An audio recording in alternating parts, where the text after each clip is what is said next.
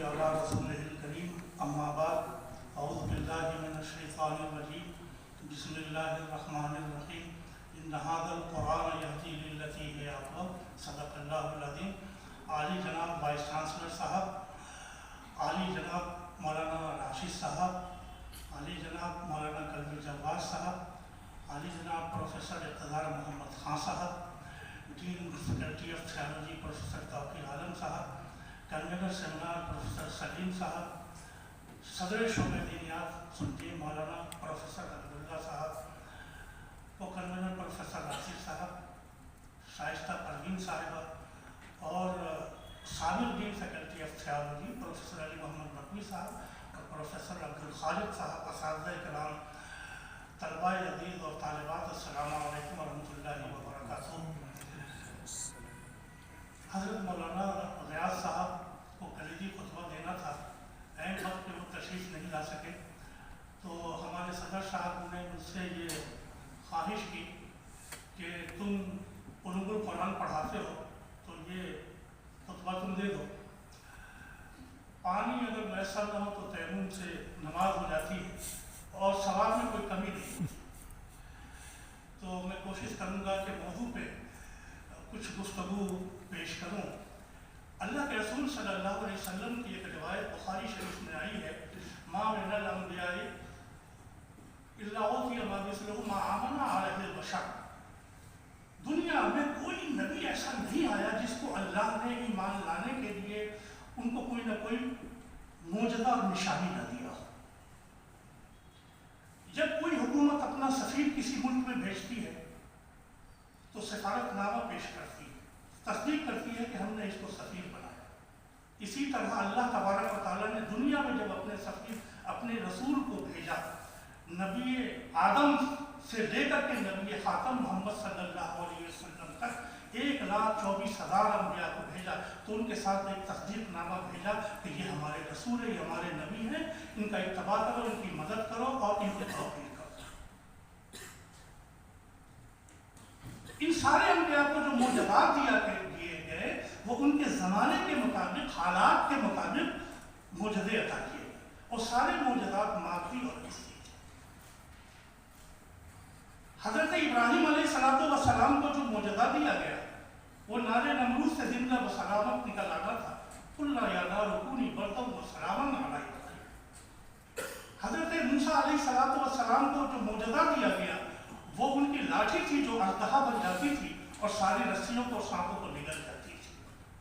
حضرت عیسیٰ علیہ السلام کو جو معجزہ دیا گیا وہ نہ پھونک مارتے تھے، کوڑی اچھا ہو جاتا تھا، نابینا اچھا ہو جاتا تھا۔ وہ بڑی اولاد ماں کیوں دیا گیا؟ حضرت ابراہیم علیہ السلام کے زمانے کا جو نمرود تھا وہ اپنی طاقت کا مظاہرہ کرتا تھا لوگوں کو زندہ جلا کر کے، واقعات میں۔ حضرت موسیٰ علیہ السلام کے زمانے کا جو فرعون تھا وہ جادوگروں کے ذریعے اپنی حکومت چلاتا تھا، جادو کا دور تھا۔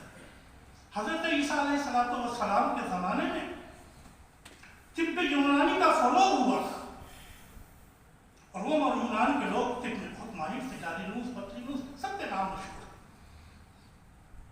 وہ زمانے کے حالات کے مطابق محمد صلی اللہ علیہ وسلم کو معجزہ دیا گیا۔ آپ فرماتے ہیں اوتی تو وحی اللہ علیہ، اللہ نے مجھے وحی دی ہے، قرآن دیا ہے کہ جو مجھ پر وحی کیا جائے۔ کیوں کہ عرب کے زمانے میں، عرب کے ماحول میں علم و دانش کے بجائے زبان دانی کا بڑا زور تھا۔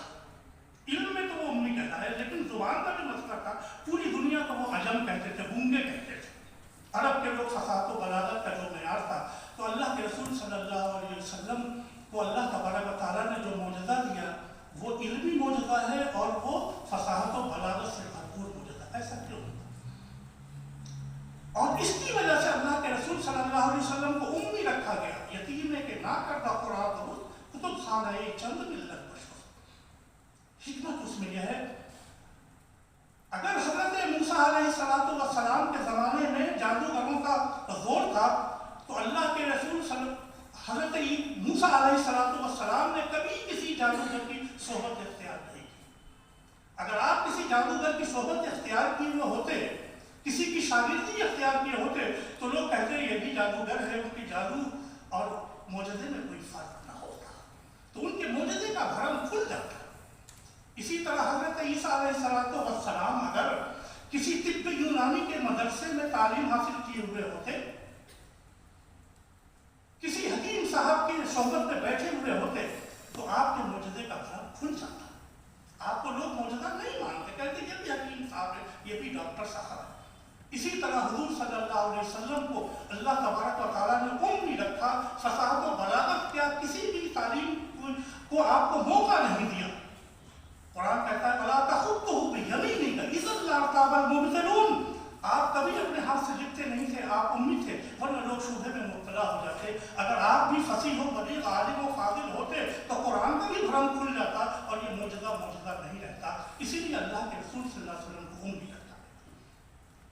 اس قرآن کریم کو اگر یہ عرب میں نازل ہوا، لیکن یہ کافۃ للناس ہوا، یا ایھا الناس انی رسول اللہ الیکم جمیعا، وہ کہ عرب کے امی پر قرآن نازل ہوا، لیکن اس کا پھیلاؤ پوری دنیا میں رہتی دنیا تک تھا۔ آفاقی تھا یہ نظام اور دائمی تھا یہ نظام جو قرآن لے کر کے آیا۔ اس کو پھیلانے کے لیے پوری دنیا میں مفسرین نے ایک زمانے تک کوششیں کی، عربی میں تفسیریں لکھی، عربی کے بعد جب اردو کا زمانہ آیا، فارسی کا زمانہ آیا تو لوگوں نے ٹرانسلیٹ کی۔ ابتدائی صدیوں میں تفسیر کی ضرورت نہیں تھی، لیکن پھر بھی حضرت سلمان فارسی رضی اللہ تعالیٰ عنہ اس کی طرف منسوب ہے کہ فارس کے لیے، اہل ایران کے لیے انہوں نے فارسی میں سورہ فاتحہ کا ترجمہ کیا تھا۔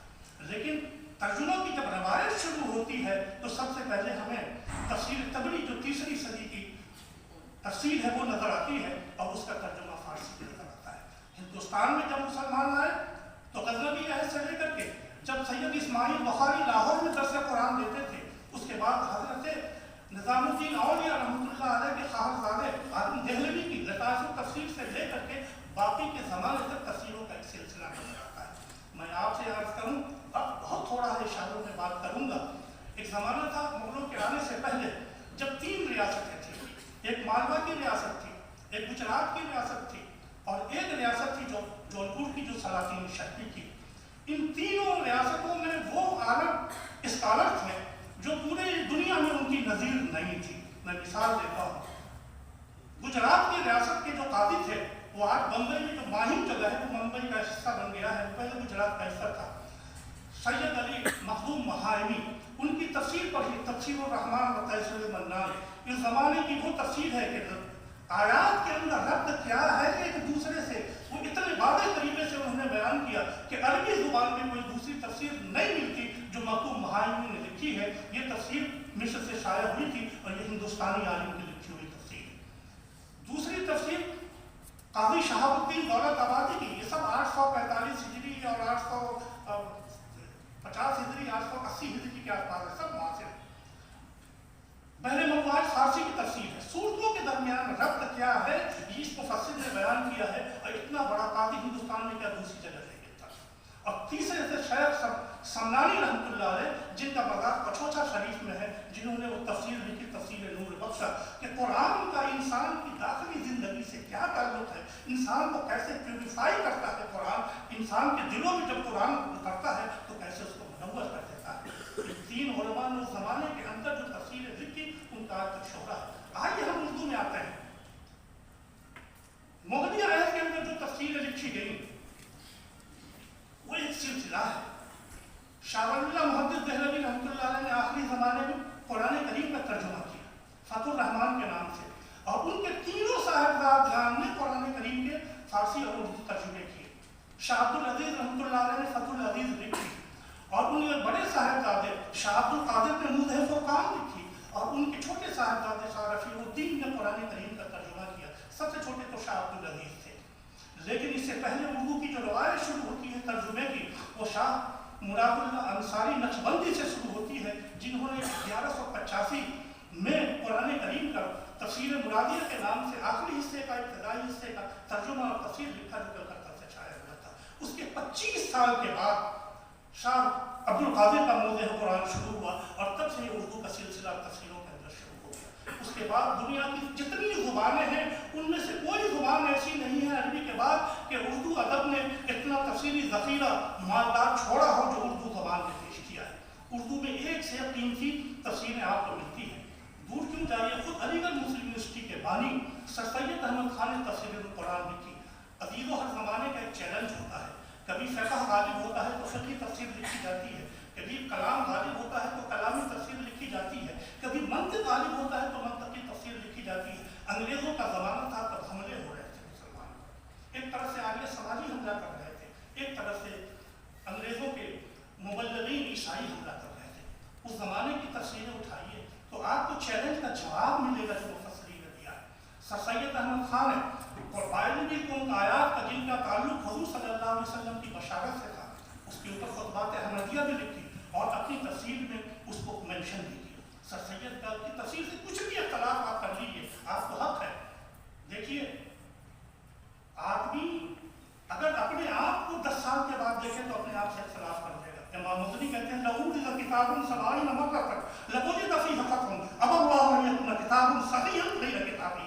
اگر انسان اپنی کتاب کو 70 مرتبہ دیکھے تو 71ویں مرتبہ میں اس کو کوئی نہ کوئی غلطی نظر آ جائے گی.